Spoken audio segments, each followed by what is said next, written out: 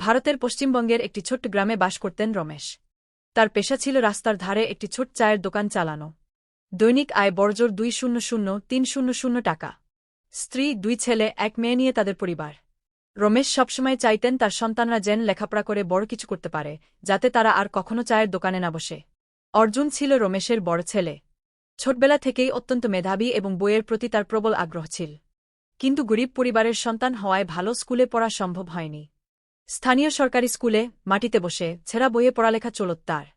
রাতে বাবার সঙ্গে চায়ের দোকানে কাজ করত, গ্রাহকদের হাতে কাপ দিতে দিতে সে শুনে রাখত তাদের কথোপকথন। একজন কাস্টমারের মুখে আইএস শব্দটা শুনে প্রথমবারের মতো জানল এটি কি। তখন থেকেই তার লক্ষ্য স্থির হয়ে যায়, একদিন সে আইএস হবে। অর্জুন মাধ্যমিক পরীক্ষায় গ্রামে প্রথম হয়। এরপর উচ্চ মাধ্যমিকেও ভালো রেজাল্ট করে। কিন্তু কলেজে ভর্তি ও শহরে থাকার খরচ চালানো ছিল বিশাল চ্যালেঞ্জ। চায়ের দোকানে আয় দিয়ে সব সম্ভব ছিল না। অর্জুন নিজেই টিউশনি শুরু করল, পুরনো বই কিনে দিনরাত পড়াশোনা করতে লাগল।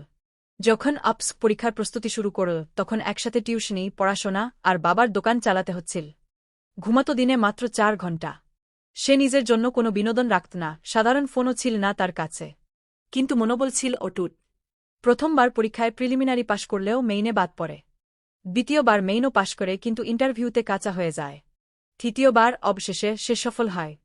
সারা দেশের মধ্যে 800তম র্যাঙ্ক পেয়ে অর্জুন আইএএস অফিসার হয়। যেদিন তার ফলাফল প্রকাশ পেল, সেদিনও সে বাবার সঙ্গে দোকানে ছিল। খবর শুনে সে প্রথমে বিশ্বাসই করতে পারেনি।